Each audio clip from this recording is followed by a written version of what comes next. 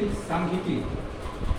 आज हम लोग यहाँ डिस्कस करेंगे सांख्यिकी क्या है, स्टैटिस्टिक्स का मीनिंग, इसका उत्पत्ति कहाँ से हुआ, what are statistics generate from which word. यह माना जाता है कि विभिन्न खोजों में से स्टैटिस्टिक्स एक महानतम खोज है। सांख्यिकी आधुनिक युग में विभिन्न खोजों में से बहुत ही महानतम खोज है। ये क्या है, सबसे पहले हम देखते हैं स्टैटिस्टिक्स वर्ड का मीनिंग क्या है और इस वर्ड की उत्पत्ति कहाँ से हुई है। अंग्रेजी में स्टैटिस्टिक्स, हिंदी में सांख्यिकी कहते हैं। इसके अंतर्गत मुख्य रूप से हम संख्यात्मक सूचनाओं का अध्ययन करते हैं। ठीक है, अब देखें क्या स्टैटिस्टिक्स वर्ड की उत्पत्ति कैसे हुई है। तो देखिए, लैटिन भाषा के स्टेटस, लैटिन भाषा के स्टेटस, इटालियन भाषा के स्टैटिका या जर्मन भाषा के स्टैटिक, अलग अलग विद्वानों का, अलग अलग मैथमेटिशियनों का, गणितज्ञों का अलग अलग मत है। कुछ का मानना है लैटिन भाषा के स्टेटस, इटालियन भाषा के स्टैटिका, जर्मन भाषा के स्टैटिक करीब करीब हर एक का अर्थ सेम है। इसका अर्थ लगाया जाता है, स्टेटस का अर्थ लगाया जाता है वह व्यक्ति जो राज्य के लेखा जोखा को रखने में निपुण हो, that person who skilled to maintain accounts of transaction of any state. तो प्राचीन काल में राजा महाराजाओं के द्वारा जो लेखा जोखा किया जाता था, उसको रखने में जो जिस व्यक्ति के पास निपुणता होती थी उसे आप स्टेटस के नाम से जानते थे। तो अभी यह माना जाता है, लोगों का यह मत है कि उसी वर्ड से, क्योंकि यहाँ पर भी स्टेटस का उत्पत्ति करीब करीब उसी तरह होता है, यहाँ पर भी अर्थ करीब करीब उसी तरह होता है, इसलिए इसकी उत्पत्ति ये माना जाता है, अलग अलग का अलग अलग माना जाता है। जबकि 1749 में जर्मन मैथमेटिशियन गॉटफ्राइड एकेनवाल, इसे फादर ऑफ स्टैटिस्टिक्स के नाम से जानते हैं, सांख्यिकी का पितामह के रूप में जानते हैं, क्योंकि इन्होंने इसकी अलग और अपनी पहचान दिलाने का कार्य किया। तो आप लोग लिखिए, इसका डिफिनेशन लिख लीजिए। ठीक है, लिखिए, हिंदी में लिखिएगा तो पहले लिखिए, हिंदी में लिखिए आप।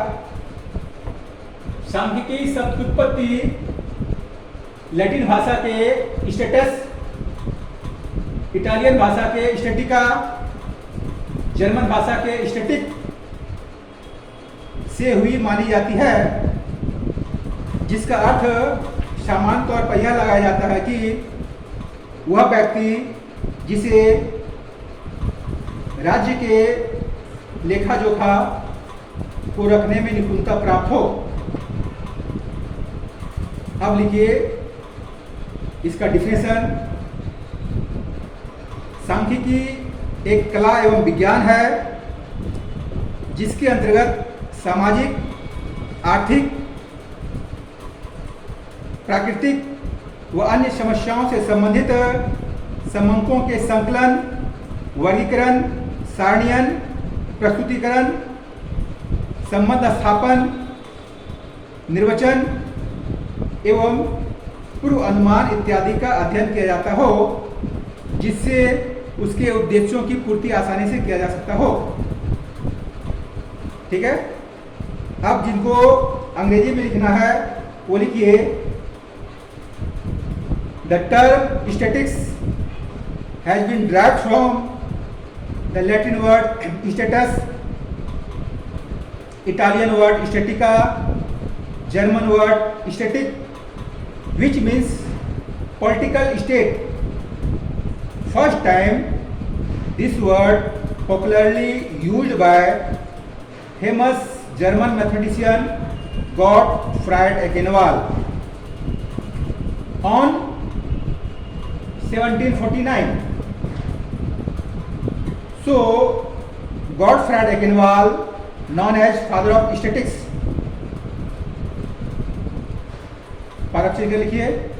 statistics is basically a part of a study that deals with collecting, organizing, presenting, analyzing, interpreting, summarizing, as well as drawing valid and reasonable conclusion and make effective decisions on the basis of such analysis.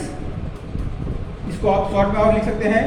In other word, it means statistics is the science which deals with the method of collecting, classifying, presenting, comparing and interpreting numerical data collected through some highlight on any sphere of inquiry. कहने का यह sense है, सांख्यिकी विज्ञान की वह इकाई है जो हमें संख्यात्मक सूचनाएं यानी डेटा के बारे में अध्ययन करने के लिए बतलाता हो. अब डेटा है क्या, आप फिर से एक बार समझ लीजिए. डेटा क्या है? That numerical information of homogeneous nature through which we able to comparative study known as data. वे सभी संख्यात्मक सूचनाएं जो सजातीय हो और उसका हम तुलनात्मक अध्ययन कर सकते हो, क्या कहलाएगा? डेटा. जैसे देखिए यहाँ कह रहे हैं 18 kg 25 रुपीज 30 डेज. ये these all are numerical information. ये सभी क्या संख्यात्मक सूचना है, लेकिन इसको हम डेटा नहीं कर सकते हैं. क्यों? क्योंकि इसका हम तुलना नहीं कर सकते हैं. We not able to compare each other, क्योंकि ये अलग अलग इंफॉर्मेशन दे रहा है. इसका तुलना हम नहीं कर सकते हैं. ये होमोजेनियस नेचर का नहीं है. ठीक है, इसे हम क्या कहेंगे? डेटा नहीं कहेंगे, जबकि ये न्यूमेरिकल इंफॉर्मेशन में है. ठीक उसी प्रकार से अब देखिए डेटा है क्या, आप कह सकते हैं ये 18 डेज 25 मंथ्स, ये क्या है? 3 इयर्स. ठीक है, आप आवर में लिख सकते हैं 5 hours. These all are data because we able to compare each other. हम यहाँ पर एक दूसरे के साथ तुलना कर सकते हैं. ये घंटा है, आवर, ईयर है, मंथ है, डेज है. ये अलग अलग फॉर्म है, लेकिन सभी क्या है? समय को निर्धारित करता है, समय के बारे में बतलाता है, समय का मेजर कर रहा है. So this all are known as data. ठीक है, डेटा समझ में आ गया. अब फिर समझिए स्टैटिस्टिक्स क्या है?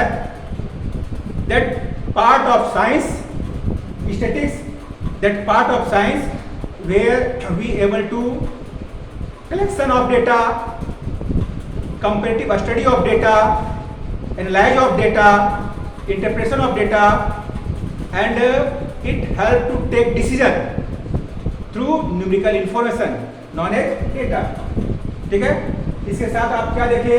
Statistics, father of statistics, who is called father of statistics? Gottfried Achenwall, belongs to